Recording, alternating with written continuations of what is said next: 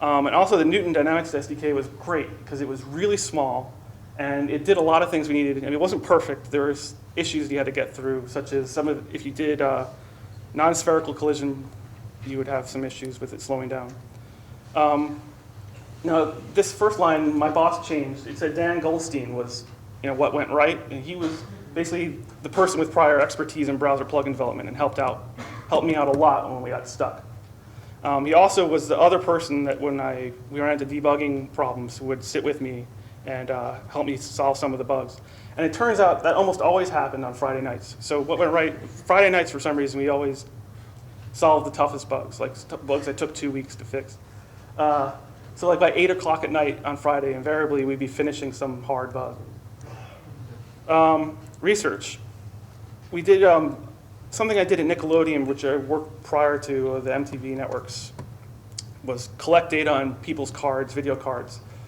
We would plug a preloader in front of a game that was already on the site that would sniff all the card data and download it to a database. And we basically got a good picture of what kind of hardware that people were running, so we could figure out, well, what are the, how many polygons, what capabilities did these people have, and that helped us figure out what we could do for the game. Another thing that went right was doing data-driven design. Everything that had a variable was usually read from a text file, so you could reskin this game pretty easily. There was no scripting language. It was all gameplay was coded in C++, which we didn't want to do, but we had to finish it quickly, so we didn't have time to add scripting support. But the data-driven stuff went really well. Something that I learned from Nickelodeon is it's really important to have a good low-poly 3D artist. If you don't have a good artist, you can have the best engine in the world, and your game will look like, you really need a 3D artist. Otherwise, people will look at your game and think it's crap, and it can have the best technology under it, and it doesn't matter. And the other thing that went right was I really liked working on the project, and what that meant was I added a lot of features in my spare time, stuff that wasn't really called for in the design, and I would just do. And that's a list of all the stuff I added. Half-Life 2 based models, particle systems, decal systems, radar, damage and threat indicators. And what went wrong? We made invalid assumptions about the utility of third-party code. Well, that really means we thought that because we took DirectX, we could take some of the Microsoft example code and leverage it in our game, specifically the skeleton animation code. And that's wrong. It was a bad assumption. The code, yes, it worked, but when we would try to change it, it became really unwieldy. The way they named things just sucked. So that was a bad assumption, and it cost us maybe 2 or 3 weeks of time. And in the time frame we had, that's a lot.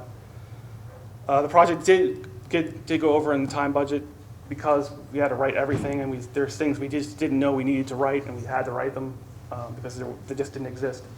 And the biggest time killer in this project was dealing with Director. Not necessarily the XDK, but just dealing with installation issues, automatically upgrading, stuff like that. And it ate up a third of the total project time. So that was like 2 months. Works. Well, I guess it doesn't work. I have time. If I have time, I'll show you. So the one thing it did well is on our low-end hardware, it ran at 25 frames a second on really crappy GPU, and it goes really fast on a decent computer. It looked better than most other browser games, at least looked as good or is on par. It also gave us something we could iterate and build for, and then I just go over.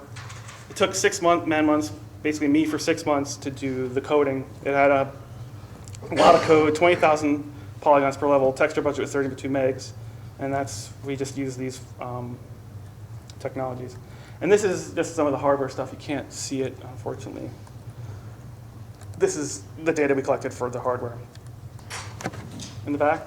Yeah, what target platforms are you aiming for that don't support OpenGL? Well, that's another argument I lost with my boss. Because I would rather have done something in our OpenGL. The time frame for a lot of this would have been shrunk because I already had deep knowledge, well, deepish knowledge about it. He was worried. He is a person, he just said the drivers were shaky on a lot of platforms. Like, so he's worrying about the low-end platforms, I guess. And we're talking about PCs only. I mean, Macs, I'm sure, are fine. Clearly. OS 10, they're fine. It's fine. But XP, apparently. All right. So that's live? It's not live. It's April 1st. Right. I just wanted to say that was amazing recovery. Inspired so much.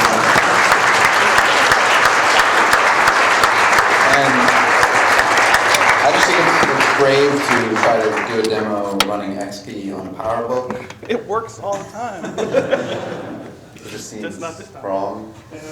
But so thanks everyone for coming. I just want to encourage you to stick around. We have a couple cases of beer left, some pretzel rods. I don't know. But and then people are going to start making their way over to the Exchange Lounge. So hope to see you there as well. Thanks a lot.